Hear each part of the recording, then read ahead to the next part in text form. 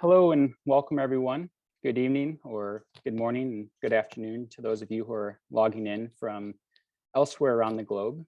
My name is Douglas Ober and I'm currently a visiting fellow at the University of Chicago on leave from the University of British Columbia, where I'm usually the manager of programs and initiatives at the Center for Migration Studies, as well as a research associate in the Center for India and South Asia Research. Now, before we begin, I'd like to acknowledge that although this event is taking place virtually, with many of us logging in from across the globe, the UBC Center for Migration Studies is located on the traditional, ancestral, and unceded territories of the Musqueam people. And I hope that fact really kind of pushes all of us to give more serious consideration to what it means for us to kind of work, live, and play on unceded territories. Now, tonight's event featuring Dr. Chinmay Tumbe of the Indian Institute of Management, Ahmedabad in Western India, is just the latest event in our annual speaker series of the Center for Migration Studies. This event is also sponsored by the Interdisciplinary Histories Research Cluster at UBC and the UBC Center for India and South Asia Research, which is part of the UBC School of Public Policy and Global Affairs and the Institute of Asian Research. Now, the fact that so many different units have joined us in supporting today's event, I think, is really indicative of the interdisciplinary research strengths that Dr. Tumbe brings to his scholarship. Now, I'd also like to take this opportunity to thank everyone at UBC working behind the scenes, especially Atia Yekta, Emily Ambergay, Sophia Ramos, and Sandra Shinnerl. Without their hard work, so much of which really goes unseen, and none of this would really be possible. And in a moment, I'll tell you a bit more about our speaker, but first, just a few necessary housekeeping announcements and reminders. So this talk, as you all know, is held on Zoom meeting. So I kindly ask everyone to mute their audio throughout the talk. Dr. Tumbe will speak for roughly 35 to 45 minutes, and then we'll turn to a Q&A where you can either ask questions via the chat box or use the raise hand function. And then I'll call upon you and you can then unmute yourself to speak. While the main talk itself is being recorded, as all of you know, you've probably already clicked a consent button, and that recording will later be posted on our YouTube channel. We will not be recording the Q&A discussion in order to encourage a kind of more free-flowing and casual discussion. So if you're feeling a little stage fright and don't want to be on YouTube for perpetuity, this is really a great moment for you. So now a little bit about our speaker. Dr. Chinmay Tumbe is currently an assistant professor in the economics area at the Indian Institute of Management, Ahmedabad in Gujarat state. He's an alumnus of the London School of Economics and Political Science, the Indian Institute of Management in Bangalore, Ruia College in Mumbai, and the Rishi Valley School. He's been a faculty member at the Tata Institute of Social Sciences in Hyderabad, and he was a 2013 Jean Monnet Fellow at the European University Institute in Florence in Italy, and the 2018 Alfred D. Chandler Jr. International Visiting Scholar in Business History at the Harvard Business School. He's an economist by training, and his research specialties include migration, urbanization and demographic change, labor markets. And he has published numerous articles on topics such as pandemics and historical mortality, which he was just telling me about, economic linkages and mobility between the EU and India, migration and remittances, and mass migration from rural India. And Dr. Tumbe is also the author of two highly acclaimed and very accessible books, the first of which is titled India Moving, A History of Migration, published in 2018 by Penguin Random House, and the second, The Age of Pandemics, 1817 to 1920, How They Shaped India and the World, published in December 2020 by HarperCollins, and really obviously coming not at a moment too soon. He's a member of the Lancet COVID-19 India Task Force, was a member of the Working Group on Migration of the Ministry of Housing and Urban Poverty Alleviation, and also helped set up the IIM Ahmedabad archives. And before I turn it over to Chinmay in just a moment, I'll just add one short personal note. As a historian of colonial and early post-colonial India, I first came across his work when I was looking for a really good primer for understanding the role that migration has played in the Indian subcontinent. And anyone who studies South Asian history will quickly recognize the critical role that has played. But there are not a lot of very accessible works that synthesize such a huge body of scholarship. And his first book, India Moving, I think is really that book. One is really instantly impressed by the ability to kind of tie together economic theory, gender studies, network studies, history, and sociology. But what really makes the work stand out, and I think what makes it a really fantastic resource, particularly for students, is his writing style. It's incredibly lucid and at times even quite funny. So on behalf of everyone here at the Center for Migration Studies, we're very fortunate to have you speak with us today. And with that, I'll hand over the floor, and please join me with a virtual welcome for Dr. Chinmay Tumbe. Great. Thank you so much for this very kind invitation. Today, I'm going to be speaking on migration and pandemics, a subject very close to my heart. The migration part is, of course, something I've been working on for more than 10 years. The pandemics part is much more recent, though I have been encountering pandemics, right from my PhD days more than a decade ago. Just a brief note about, my own kind of disciplinary orientation and so on. I consider myself to be a person who loves, economics, demography, and history.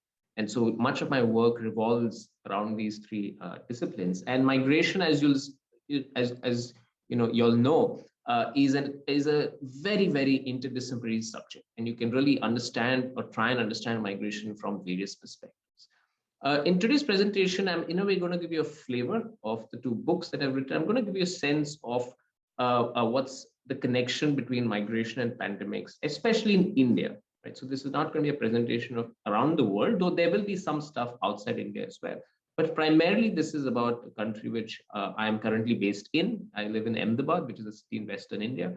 And this is a presentation about India, pretty much about the last 150 years. So that's the history which we're going to look at. And it starts from, of course, these two books which I've written. One is called India Moving, A History of Migration, and the other, which came out last year, called The Age of Pandemics. And the years are important there. It says the age of pandemics, 1817 to 1920. And this book is about, two pandemics, cholera, plague, and influenza pandemic of 1918, and, how they affected India, but also the world. Now, the bulk of that mortality was in India, and that's why, India is in the subtitle.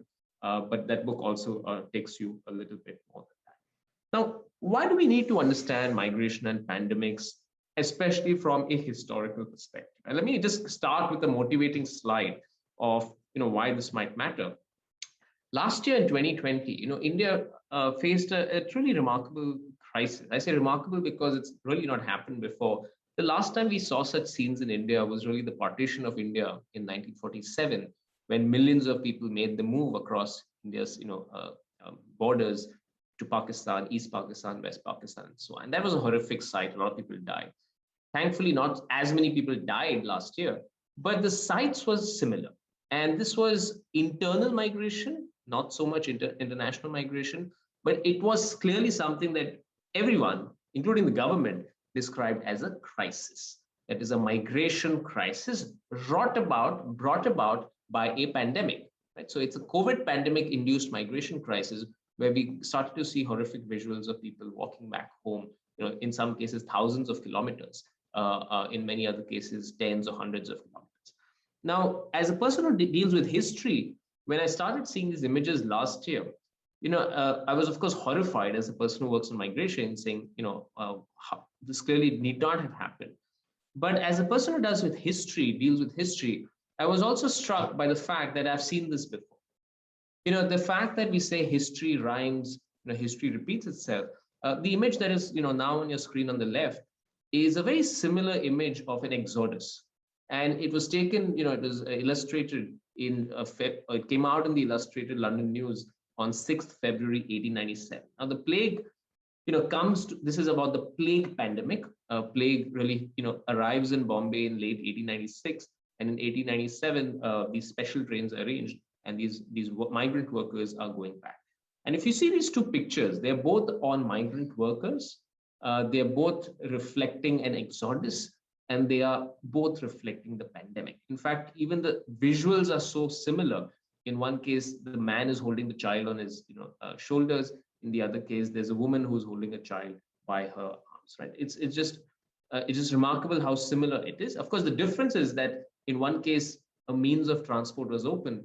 In the other case, the means of transport was shut. So this is just to start off our kind of understanding of migration in India today.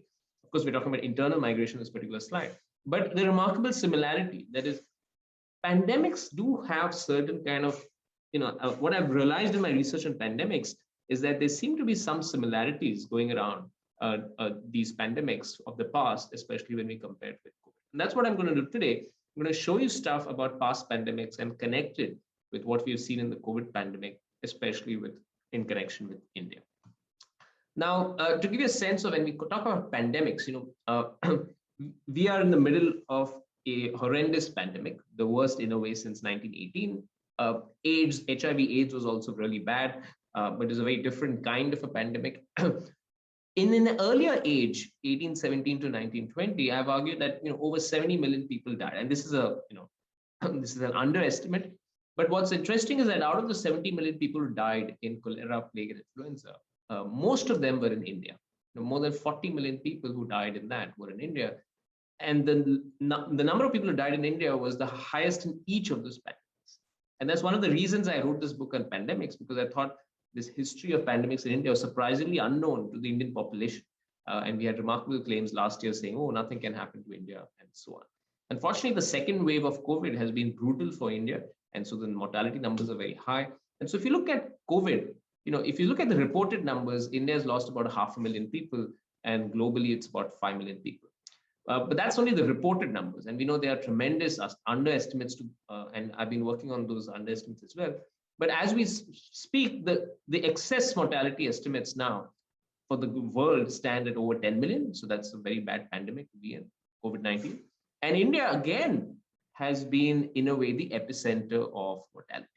So India was unfortunately number one on deaths in those three horrendous pandemics of the past. And again, in COVID-19, while the headline numbers show US or Russia as number one, actually it is India at about 3 million deaths, excess mortality, as we call it, out there. Now, the reason I'm saying this is that India seems to have it, going fairly bad in pandemics. And one of the kind of constituencies which is worst hit in all those pandemics of the past and present seems to be migrant workers, whether it is international migrant workers or internal. Of course, in this pandemic, it has been much more brutal for internal migrant workers than international. And I'm going to talk about this interplay between internal and international migration. So, now I'll start from the basics. For a migration center, of course, you don't really need to know all of this. So these two slides, I'm going to go a bit quickly.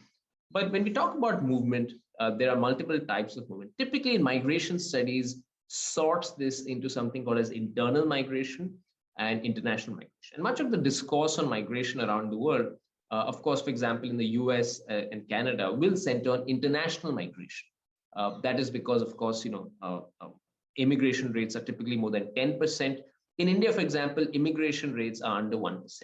Right? Much of the immigrants in India who come from Nepal and Bangladesh, that percentage of Indian population is very small. And that's why we don't talk about immigration so much in India as compared to immigration or internal migration. Internal migration around the world, though, outnumbers international migration by an order of magnitude. That's obvious. In India, the numbers are very stark. We say there are about over 400 internal migrants, 400 million internal migrants in India. We say there are over 100 million migrant workers in India. So that tells you how large, and these are circular migrant workers.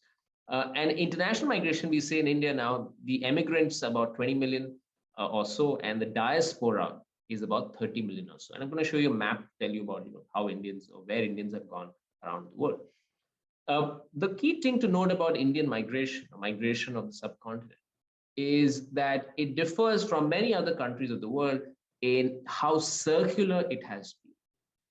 And this is, of course, a long-running theme of Indian migration. In fact, if you take our great epics, the Ramayana and Mahabharata, even their circular migration, exile and return, is a core theme of those epics. Similarly, in Indian migration today, it's amazing how most migrants who leave actually go back home. And that's an important thing to stress about Indian migration. That is, even in internal migration, even in migration outside India, a lot of it happens to go to the Persian Gulf countries, Saudi Arabia, UAE, Dubai, and so on, hugely staffed by Indians. That is temporary migration. So the bulk of this 100 million circular migrant, 100 million migrant workers we say in India is circular, which can in turn be divided into something called as seasonal, which is very short term, and semi-permanent. And I would say that the bulk of work-related migration in India, internal as well as international, happens to be semi-permanent nature. Which means what? Which means people are moving, but they're moving not for their entire lifetime. They're typically moving for maybe 10, 20 years of their life and returning. Return is a very integral part of these migrations. And of course, then you have permanent migrations. I'll come to reasons in a bit, but in India, like in any other country, you have certain identities which matter for migration. They cross-cut with migration. So while in other countries, typically you'll talk about race, religion, region, and gender. In India, of course, more than race, we tend to talk about caste. Of course, race also matters in India. There have been racist attacks on migrants, especially in South India, against people coming from the Northeast and so on. But broadly speaking, in India, the major axis of identities and the fault lines of migrants, whether it's international or internal, are these. There's one added identity, which is language. A lot of times people also get upset about language, especially in internal migration. Now, with gender, all that we can say is that most Indian migrants actually are women. They are not men. And that's because actually this happens mainly because of marriage.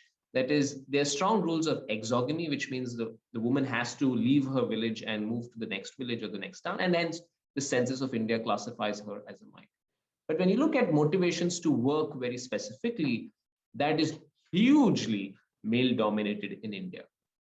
Even in international migration, because a lot of it goes to the Gulf, but even in migration to, say, Canada, to USA, the so-called high-skill migrations of Indians, it is slightly male-dominated. So not the 80% male domination kind of migration stream that you see in other internal migration or Gulf migration stream, but even the US-Canada migration is more than 50%. So it is male-dominated, maybe 60 to 70%.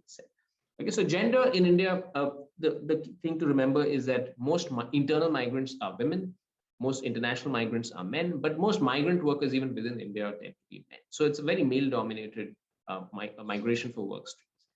Caste interacts with migration in important ways for the simple reason that historically the first people to leave the villages were actually the upper ranking castes in the social hierarchy. And that's because in order to move, you also need to have certain capital. You need to have certain social networks, which are historically much wider, as I pointed out, for the upper ranking caste. When we say upper or lower in India, in the Indian caste system, we're typically referring to ritual hierarchy. It's not that it's not that I believe that these are upper or lower. I'm just using these terms because they're used in the literature. Having said that, in India, you also have a very important kind of migration, which is to get away from caste oppression. And a lot of people move either abroad or within India to get away from the very rigid kind of caste structures which still survive in village India in particular. It's not that urban India caste dissolves, but it's much weaker or it's a caste is of a very different type in urban India or even abroad than in rural India. And that's why Ambedkar, the kind of one of the key figures of the Indian Constitution, was born in the so-called untouchable caste, himself exhorted migration. And I say this because migration in India, classically, there are two views on migration. One, I'm going to call it the Gandhian view, which basically is skeptical of migration, which says, you should be rooted, you should be in your place. And the Ambedkarite vision of migration, which is saying that, in order to emancipate, you need to migrate. Right? And so these are two completely, two of the stalwarts of the Indian freedom movement had two diametrically opposite views on migration. And of course, Gandhi, himself was a migrant. He spent 20 years outside India, in South Africa, in England. And so he was a classic cosmopolitan, advocating fixity, whereas Ambedkar, said that migration was very important for his own upward mobility in life. And that's one of the reasons why a lot of people in India move, not just purely out of economic reasons, but also for social reasons. And I'm going to argue that all this is going to come back when we start talking about pandemics. Religion, of course, matters to some extent. For example, the Gulf migration is more dominated among Muslims, Indian Muslims. Gulf, the 6 countries of the Persian Gulf being Muslim countries. But broadly in India, even more than gender, caste, or religion, region matters the most, which means where you are in India pretty much determines how migratory you are likely to be, right? So it depends on where you grow up in India and see, life around you. If you grow up in a place where you see everyone around you moving, you're more likely to move. That's the broad idea out here. Okay, so this is just to give you a flavor of the different types of migration, and of course why people migrate. Huge body of literature on this. Economic reasons, of course, very important, wage differentials. But I'm going to stress on this anonymity aspect. As I said, the unique nature of caste in India means that a lot of people want to migrate precisely because nobody will know them in their destination. I think that's an important thing to keep in mind when one talks about Indian migration. There are, of course, other reasons: education, transfers in bureaucracy, and so on. And of course, there are the periodic, what we can call as climatic factors, droughts, floods, which push out people in different places. Political turmoil, lesser extent than, say, in India's neighboring countries, Bangladesh, Pakistan, and so on. But there have been aspects of political turmoil linked displacements. And of course, development-induced displacement is also huge in India. Since 1947, about 40 million people have moved just because of that. Now I'll come to understanding what I call as the Great Indian Migration Wave. This is a kind of a conceptual theme which I introduce in my book, India Moving, to point out, the kind of magnitude and the geography and, in a way, the history of work-related migration. So this is a map of the of India, and the red shaded districts on this map basically show you where people are moving out from. So this is a hotspot of out migration. And you'll see that there are particular geographies along the coast, especially the western coast. And then you'll see the Gangetic heartland, so-called states of Uttar Pradesh, Bihar, which is basically the north of India, the hinterland north of India. And then there's a coastal Odisha on the right side.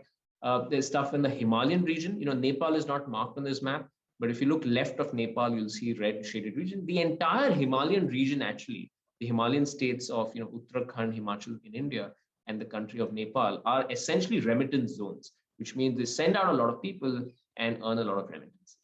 Now, these red shaded districts of India are pretty much India's remittance hotspots.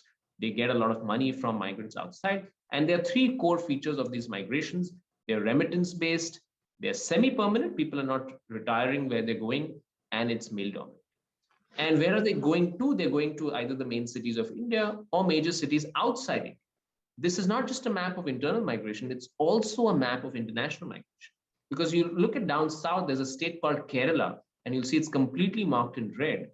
The people of Kerala go to the Gulf mainly. And the Gulf, when I say Gulf, I mean countries like the UAE, Saudi Arabia, Kuwait, and so on. Right? So that's what I mean by the Gulf. And you have about 3 million Keralites, for example, working in the Gulf alone.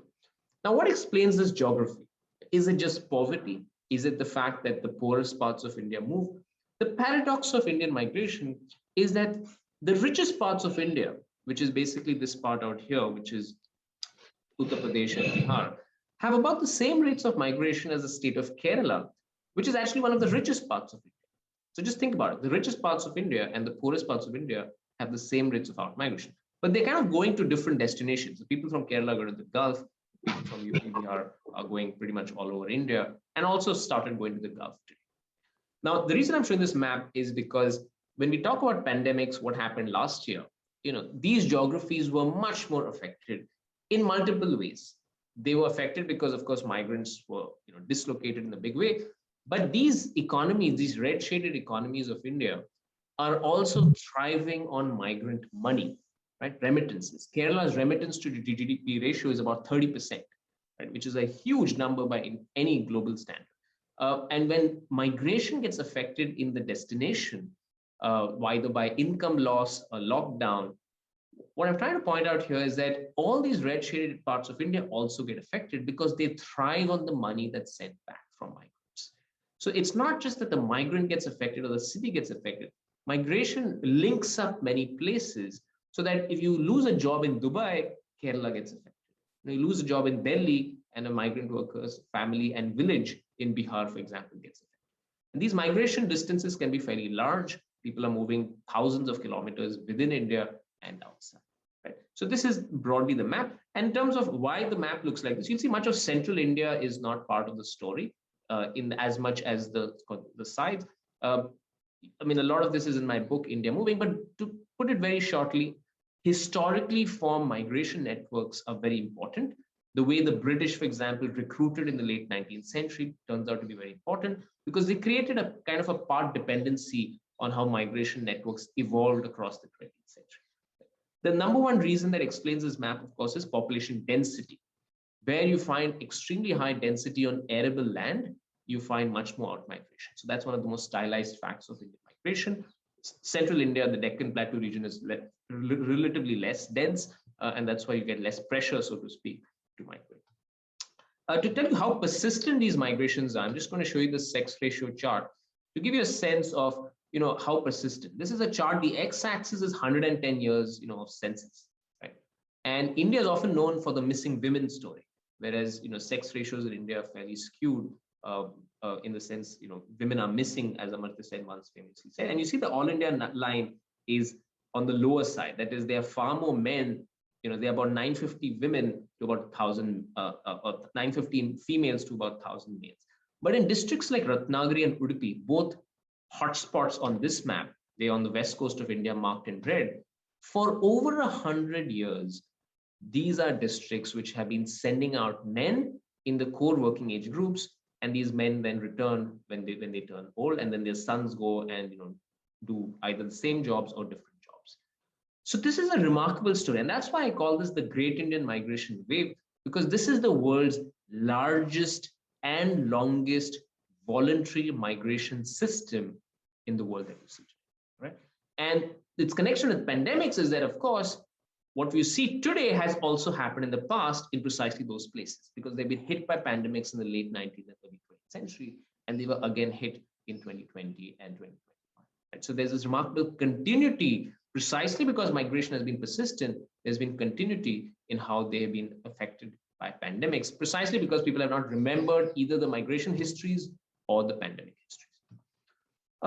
A quick note on Indians outside India. This is a map of international migration, or India's diaspora. And we say that the diaspora is now about 30 million strong. You'll see that the world map has some countries marked in the brown color. Those are countries which has about 1 to 4% of their population as being ethnic Indian, which could either mean born in India and enumerated in that country, or descendants of Indians, right? Of course, there's some definitional challenges out there. But you'll see, for example, Canada, USA now about 1% of US's population is Indian. Canada, of course, has this huge population of Indians, especially in Toronto and so on. But USA currently holds as any country, single country which has a large number of Indians, we're saying about 5 million Indians, maybe much more now, because this is it is about a few years back, the data. 5 million Indians in the USA, about 1 million in Canada, 3 million in Saudi Arabia, 3 million in UAE. So you'll see these are the hotspots of where Indians are moving. And the emerging hotspots, of course, are Canada and Australia. Again, the colonial links matter. Indians tend to go to English-speaking countries or the Persian Gulf, which gives, of course, a lot of jobs. You'll see the Persian Gulf countries, of course, those proportions are much higher. In some countries, in UAE and so on, we're saying over 40% or 50% of the population is actually Indian. But the difference is that there is no citizenship. So you can get citizenship in the US and Canada or Australia, but you really can't get citizenship in the Gulf countries. So Indian migration, about half of it goes out to the Gulf 6, which is Oman, Bahrain, Kuwait, Saudi, UAE, and so on. And about half of it goes to the English-speaking countries. And there are some new emerging countries on the block. You'll say UK, of course, has a huge connection because of English. But there is another connection, which is Italy. And outside UK, Italy now holds about 200,000 Indians. And there's a very close connection between Italy and Canada and India, because all three are linked with the state of Punjab in India. Right. So, for example, in the inset map on the right, you'll see where people are going out from within India, outside India, right? And you see Punjab, which is in the north, heavily marked out there. And Punjab's links with Canada have a new competitor, the dairy farms in northern Italy. So I worked in Italy for a year, and it's remarkable to see how many Punjabis have made home in northern Italy now, just like they had made a home in Canada early. The Canada links start from the early 20th century. I've written about this in my book, about how those networks were formed.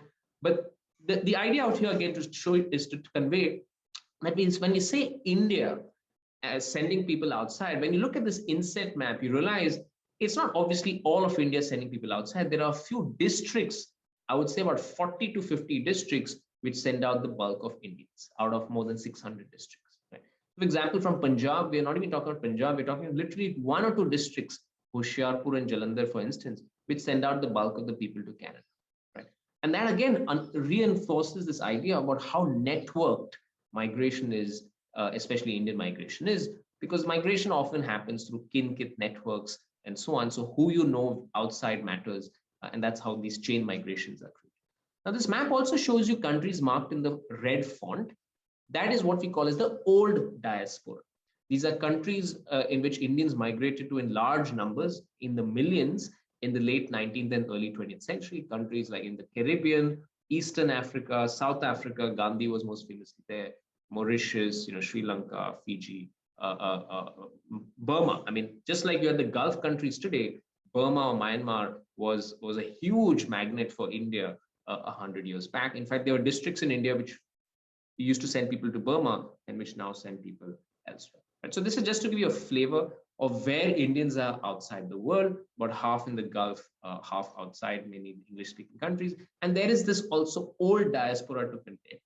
And a lot of that money, of course, comes back to India. India is the largest recipient of international remittances. It's a huge part of India's macroeconomy. It supports India's balance of payments. So there's this very economic connection that India also has with migrants outside. All right, so now coming to this question of migration and pandemics, I'm going to kind of zip through some slides to kind of give you a sense of, okay, what do we learn from the past? So the first obvious point to make when we talk about migration and pandemics is about the speed. That is, we say in a hyper-globalized world that we live in today, clearly something that breaks out in Wuhan can spread around the world in no time. This was not really the case earlier. When cholera broke out in 1817, this is a map which tells you how cholera broke out. At that point, they thought it was airborne. It took about 100 years for people to figure out that it was waterborne in India. But you'll see it takes about 1.5 years. It breaks out in Calcutta and Jessore in eastern India, where it was endemic. An unusually virulent strain of Calcutta of cholera breaks out in eastern India in August 1817, and it takes about 1.5 years to reach Ceylon or Sri Lanka in the south. It reaches there in January 1819, 1-19. Right? And it's kind of an important point to note that the speed of migration influences the speed of the pandemic. Right? That is, the faster the mobility, the faster the chance of the widespread. This does not mean that pandemics have necessarily grown over time. Remember the famous Black Death episode in 14th century Europe. Europe was relatively less connected in 14th century compared to the 19th or 20th century. Yet you could get something like the Black Death. So it obviously matters about the biological properties, about the virulence of the disease in question. Sometimes even with very little migration or with very little mobility, you could get a pandemic ripping through the population because of a very high virulence property of the disease. But with even low virulence, you can get a very fast pandemic if you have very fast mobility. And the 1918 pandemic is the classic one, the worst pandemic in recent history, sometimes called as the Spanish flu. That happened large part, people say, is because of returning troops from World War I. They went around the world through ships and kind of spread the disease. Now, this is important because that migrants, in a way, spread diseases to a certain extent, as people on the move. Migrants obviously are, let's say, the first in the firing line on who to blame in a pandemic.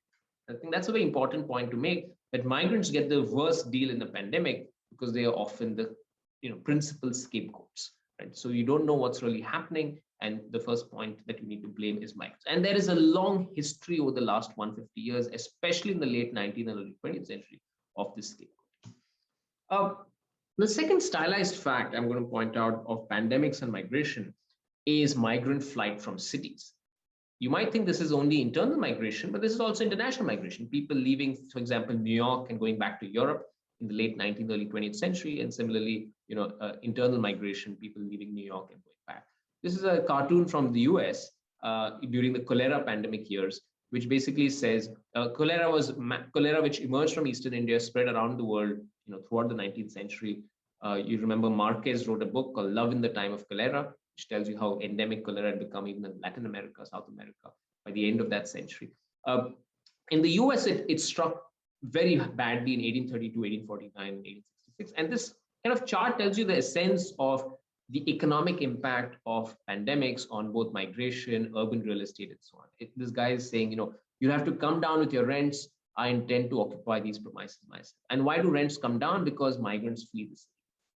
Now, this was noted not only in 19th century cholera, this has been noted in COVID times for New York City, for instance, right? So a lot of people have shown how people have fled cities, fled or moved away from cities during the pandemic, right? And that's, of course, a huge part of the pandemic story, that on the one hand, there is containment effort, but there is, on the other side, a natural human tendency to leave the centers in which the pandemic is being generated, or the pandemic is, at high intensity. Now, this is very important when we talk about India, because as I pointed out earlier, migration from India is very circular, which means people have one foot in the village and one foot in the city, and that city could be within India or outside India, for example, Dubai. And when a pandemic comes, the first impulse then is to go back home, right? And I come back to why this happens in more detail slightly later. Another stylized fact of pandemics of the past and today is, of course, today's word is lockdown. That's become the buzzword. Today, lockdown was never a buzzword in the past. The buzzword of the 19th and early 20th century was quarantine. Quarantines, of course, were perfected in some way in the 19th century. This is an image from Russia, which was hugely affected by the cholera outbreak. You can see people at a distance, standing from each other. The significance of this chart and our discussion on pandemics and migration is that the evolution of quarantines in the late 19th and early 20th century had a very direct impact on the immigration policies that emerged in the early 20th century. Why is that? Because a lot of these diseases, especially cholera, was associated with certain countries. And that's why I keep repeating, you should never call it, for example, the Spanish flu. The 1918 influenza pandemic is often called the Spanish flu. We should never be labeling countries with the disease, because many times we don't know actually where it emerges from. But most importantly, because people from those countries then start getting scapegoated. Right? And it was never cholera. It was always called Indian cholera in the 19th century. And by the time you reach the late 19th century, the plague was called the Chinese plague, for instance, right? So Indian cholera and Chinese. It's not a coincidence that these two people, Indians and Chinese, were actively discriminated against in many countries that they went. And finally, many of the immigration policies that emerged, for instance, in the USA in the first decade of the 20th century, or Australia, the White Australia policy, and so on, actively kept out Indians and Chinese, right? So there's a particular aspect out here which is a huge resonance even today about how do you deal with international migration. Well, you have to be very careful, because there can be a very easy nativist backlash against migration if you keep blaming countries for, you keep blaming migrants in particular for these diseases, right? And a lot of the immigration history of the world is very closely associated with pandemics, the two pandemics, principally of cholera and plague of the late 19th and early 20th century. Another form of mobility is pilgrimages. We often overlook pilgrimages, the pilgrimage to Mecca, for instance, in the Islamic world, the Buddhist pilgrimages, the Christian pilgrimages, and of course, Hindu pilgrimages. The world's largest pilgrimage center, what is known as the Kumbh Mela, is a huge point of that. And the point I'm trying to make out here is that the health officials of the past knew that pilgrimages could be potential vectors of diseases and took actions to stop it. Right? And of course, one has to be very sensitive in doing that. You can't go and tell a population, look, you simply can't go for your pilgrimages. So you have to convey to the population the costs and benefits. You have to convey to the population that it is deadly. This is a chart which emerged later, but in colonial India, it's remarkable how there was a very clear association made between the Kumbh Mela in particular, the world's largest pilgrimage fair, which happens, every few years, and cholera outbreaks, especially in the state of Punjab in the north. I say this again because the Kumbh Mela was held last year in India and received a massive backlash after the event because the second wave emerged. Right? And it's not, of course, I mean, nobody's making the claim that this, Kumbh Mela contributed or created the second wave, but there's no doubt that it was very irresponsible to hold a massive, a mobility event, high mobility event in the year of a pandemic. And there were, again, lessons from the past about how you could go about doing it. You needed good public communication to kind of understand. A lot of other pilgrimages in India, for example, were completely scrapped in 2020, 21. Kings and princes of the past, I show in my book, have also scrapped pilgrimages. You need to convey the sense of the situation that there is a cost and benefit, and it simply cannot be, business as usual in the case of a pandemic. So some, mobility constrainment has to be there, especially in the year of pandemic. And the pilgrimage is an important mobility event because the numbers are huge. It's internal and international migration. And in non-pandemic times, obviously people are looking forward to these events, and you need to convey to the people. So it's a huge public communication task in order to curtail mobility in pilgrimage. As I pointed out, discrimination is huge. It's rife. It's massive in a pandemic. And one of the classic scapegoats are, migrants, right? So, for example, Dr. Ambedkar out here points out that, this person who had come to the village from outside belonged to a so-called untouchable family. And we're talking about 1940s here. Tied her hands and feet of an elderly woman, placed her on a pile of wood, which was subsequently set on fire. All this because they thought she was the cause of the cholera in the village. Right? And you see now how identities matter. It's not just migrant in a particular case, but migration and caste, migration and gender. Often, for example, people belonging to the lowest ranking caste of India, often women, have been the worst affected, and women migrant workers in particular have been the worst affected in the pandemic. So a pandemic anyway heightens anxieties about migrants. They are seen as negative. And then when it cross-cuts with other identities of discrimination, standard discrimination, what you get is a very terrible picture. Right? For example, this image which tells you about disinfecting a person, basically being washed down. Now we as it turns out, we now know that none of these kind of measures matter in plague eradication. This is not going to stop plague. But we saw very similar visuals last year again in India, when returning migrant workers were literally hosed down. There was this notion of purity attached with the body, and people who are coming back were often literally so-called cleansed in order to remove the disease. Now, a lot of this is simply not scientific. There's really no case of this hurting plague in any way. But these are notions that get again heightened in a health crisis, in which migrants are first in the firing line, and migrant workers, especially the laboring classes, are first in the firing line. You combine that with traditional markers of discrimination, whether it's caste and gender, and what you get is a fairly heady mix of discrimination. So this is, in my book, I recount a lot of examples of discrimination in past pandemics. And of course, we saw a lot of that last year when India had this terrible migration crisis in 2020, where people had, in a way, forgotten about migrant workers. I'll skip over this. I'm just going to point out that, why the pandemic affects some parts of the world and others is often a mystery. Why it affects some parts of India and others is a mystery. But it doesn't stop people from speculating. And often the speculations reach horrendous proportions. Last year in India, people said, oh, we have fantastic immunity, nothing can happen to us. A completely wrong line of reasoning, which then, of course, hits you back. I'm just going to point out that plague, for example, in India was highly temporally specific. It depends on the disease ecology. But the seasonality matters. And the seasonality of the epidemic is very interesting when we talk about migration in India. Because as I pointed out earlier, migration in India, both international and internal, has a seasonal component. India is the entire society lives around the monsoon, which comes around June to September. And in a way, the entire economy is structured around the seasons, right? Seasonal migration and the seasonality of epidemics is a huge thing noted in past pandemics. For example, people would time their moves based on when they thought the epidemic would come, and so on and so forth. And so people, for example, during the plague, used evacuation strategies, knowing that plague would appear only in certain months of the year. With COVID, of course, we don't know. We don't know if COVID is seasonal or not. Nobody's taken that chance yet.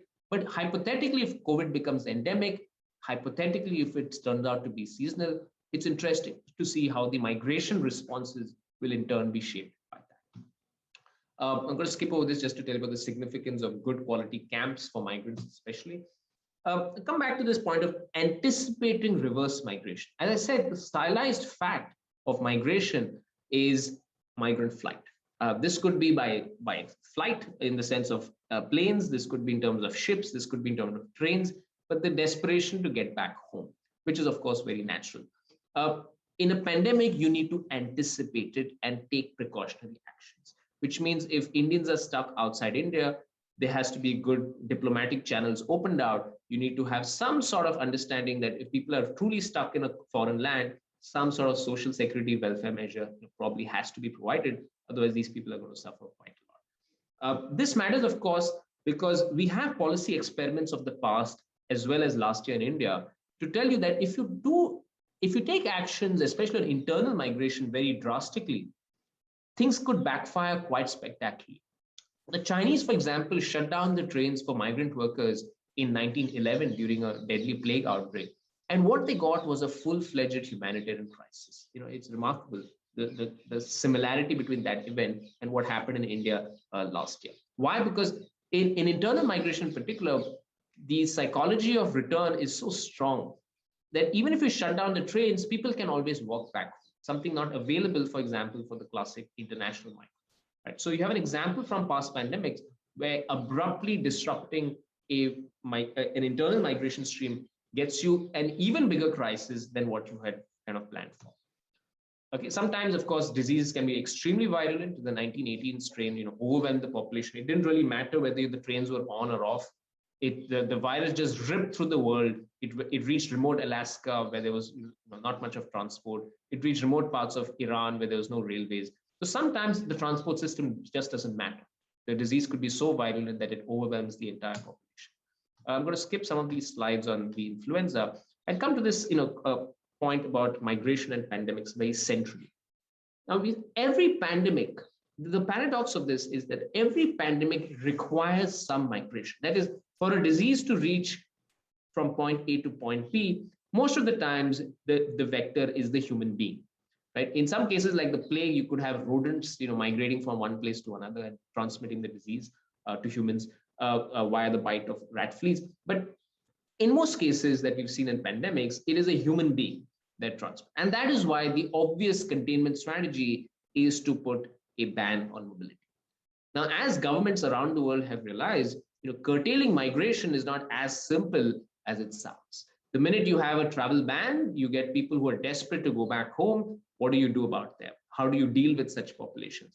When do you lift the lockdowns? These are obviously public policy challenges that have confronted all governments for international migration around the world, and of course, governments on internal migration as well. So the challenge in pandemic, the question is not should one curtail migration. I think the evidence across pandemics is very clear that even if the governments don't curtail migration, migrants themselves will stop moving. In the sense, human beings will understand the sense that something is wrong, diseases got out of hand, and we need to be indoors or we need to stop moving. The health risk is far too great compared to the benefits of mobility. Right? So it's not that the case that the government has to enforce a lockdown. You could also get, in the 19th, 20th century, you got lockdowns, you got an effective lockdown without the government mandating it because people were too scared to move. Right? And I think that's an important notion to keep in mind, that in the pandemic, it's not just government-forced constrainment on mobility, people themselves constrain mobility. The question then really is not if mobility will be constrained, that's a given, but when, which type, and how. Right? And that's the important thing that's emerging out here. I would argue that international migration is much simpler to curtail than internal migration. For the simple reason that the bulk of international migration today happens by airplanes. It is logistically fairly feasible to shut down, switch off airspace, switch off airports, just ground the planes. It's very unlikely that a person from Canada can reach India, in the absence of a plane today, right? And and in the absence of ships. That is not the case, however, with internal migration. That's why the fundamental difference between international migration and internal migration is purely from the point of pragmatism. Can you effectively stop migration is the question. And with international, you can. With internal, you really can't. With international migration, of course, there's also a question of migrants dying in the destination. What do you do with that?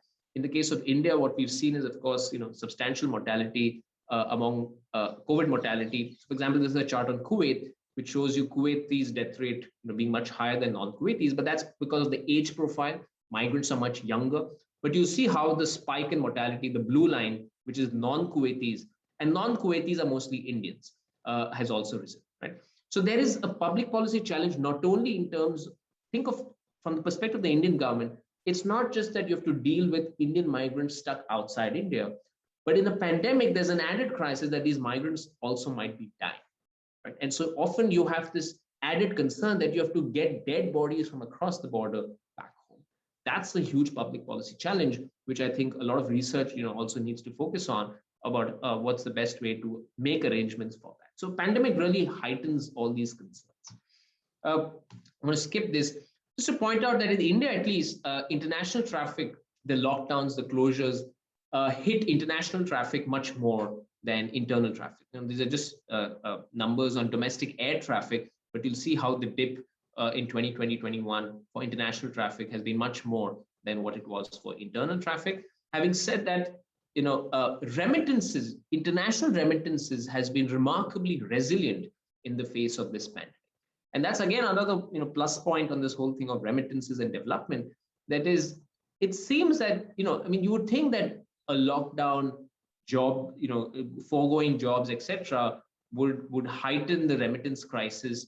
People would, international remittance would plummet. In the case of India, at least, remarkably, you've not only seen a very, very marginal fall in remittances, and that's a huge number, about $70 billion, but you've also seen a growth in what are called as non-resident Indian deposits coming back.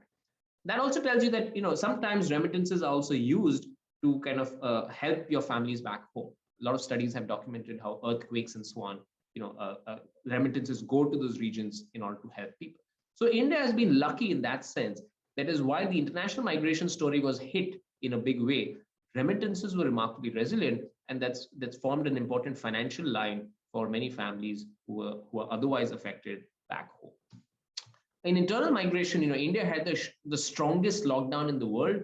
On March 24th last year, India went for the most stringent lockdown, and the trains were shut down with a 4-hour notice period. This is just a stringency index. India is the green line, and it shows you how it goes to 100, the most stringent, in record time. That led to what I have estimated as the migration crisis of about 30 million people returning back home. This is India's, crazy migration crisis of last year. Thankfully, India also has in place something called as the National Employment Guarantee Scheme, Rural Employment Guarantee Scheme, which absorbed some of this reverse migration. It is mostly internal migration. For example, this chart tells you the world's largest social welfare program kicked in. This was launched in 2004. And it kind of became the shock absorber of this reverse migration. So you see this massive spike last year as people went back. You see this massive spike of the first wave of COVID in India. The people were moving from cities back home. What were they doing? They were working on fields in the world's largest social welfare. And that was a huge shock absorber for the Indian economy, without which, literally tens of millions of people would have been unemployed for months on end. Right? And so this was an important way in which India kind of overcame the reverse migration crisis last year. Coming back very specifically now, I'm going to end now in a few minutes about the crisis itself. Why did so many people go back in India last year? One is the economics. A lot of migrants in India live fairly precarious lives. As I pointed out, this is not a new thing. This has been going on for more than 100 years. The circularity places people in very precarious, livelihoods. So the economic reason to go back was very clear. People thought that they would at least have their families back. But there was also a psychological reason. And I want to point this out because this is a non-economic reason about migration. In India, like in maybe other parts of the world, there is a very strong attachment to native land, which means that there is a cultural kind of, notion that if you die, you should die in the place that you were born. This is, of course, a male-centric view because women, of course, are migrating after marriage. But in the male universe of India, the notion that you should die in the place where you're born is very, very strong. And in the pandemic for migrant workers, this became a huge thing. So you heard this phrase in India, translated in English to something like, if we are anyway going to die, we might as well go home and die there. Right? And this becomes a very powerful psychological or cultural kind of construct, which pushes a lot of people who otherwise could have stayed there in cities or in Dubai and so on for a few months more to go back. And this became a massive exodus last year. So it was not just economic reasons, there were also psychological reasons, which also tells you that purely social support measures will not work to anticipate reverse migration in a pandemic. You need to understand that some people will go back however much you support them in the destinations. Right? And that is why switching off the trains, for example, with a 4-hour notice period is probably not a good idea, as both history and contemporary facts have borne out for internal migration. You need to constrain mobility, but you need to probably have special trains, like it was done eventually last year, to ferry migrant workers back home. You need to have special diplomatic channels to understand how your migrants are doing across your border, to understand what is happening out there with them in lockdowns enforced around. You'll see how India learned from this episode. This is the Google mobility chart, which uses phone data to track internal mobility. Last year, each line is a state of India, a province. Last year, after the lockdown, all the states were shut off at the same time in April 2020. This year, of course, states were allowed to lock down however they wanted. And so they locked down, but there was a differential set of lockdown which happened this year. And as a result, we did not see a migration crisis this year. Unfortunately, we saw a mortality crisis. So to kind of summarize, every pandemic requires some migration, and curtailing migration involves very hard public policy choices. It is easier for international. It is practically impossible for internal migration. And history and contemporary facts bear that out. And this is going to be a burning public policy question going ahead. And I think a lot of people who work on migration should pay more attention to this, is how should migration, especially internal migration, be curtailed at the onset. I'll end here by just pointing out some of these policy options which might go a long way in dealing with migrant workers around the world, internal as well as international. Portability of social security, very important, so that migrants in a pandemic stay where they are. Otherwise, you simply can't afford to be where you are. Good rental housing options, and contractor accountability. What we've seen in both internal and international migration is that in the pandemic, the contractor, who's a very important person in the migration story, linking source and destination, simply vanishes. Right? And so migrants and employers are kind of stuck out in a pandemic because they simply don't know what's happening. We found this a lot happening in the Gulf. We found a lot of this happening in India, where the employer suddenly did not know who their employees were, and vice versa, because the contractor had fled. Right? And so how does one build contractor accountability in both internal and international migration is, I think, a point worth considering. So I'll end here, again, just pointing out that lockdowns disproportionately hurt the poor. We don't have good data on migrant workers, but you can see in India, for example, the lockdowns, the most impacted were the poorest. There's a huge kind of public policy concern out there. And that the basic fact that when we say work from home, most people in India simply cannot work from home. If you see across sectors, most sectors require some mobility from your home to the place many times, and those distances are not a few kilometers, but many hundreds of kilometers. So I'll conclude different aspects of pandemics and migration, which I've hopefully given you a flavor of. In my book on pandemics, I also point out that there seem to be some sort of stages, so the social stages of a pandemic. First, there's denial, then there's confusion, then there's acceptance. And in a pandemic, unlike war, earthquakes, flood, other events of mass mortality, pandemics are unique because the erasure happens very quickly. People tend to forget pandemics remarkably quickly. 1918, for instance, the worst pandemic, people until this pandemic many people had not even heard that so many millions of people had died in that pandemic. And I argue that this erasure is important, and that maybe societies which erase less might be in a better position to handle both migration and pandemics better going forward. And that's why understanding history, documenting what's going on is very important. And that's where researchers have a very important role to play and inform, of course, public policy making.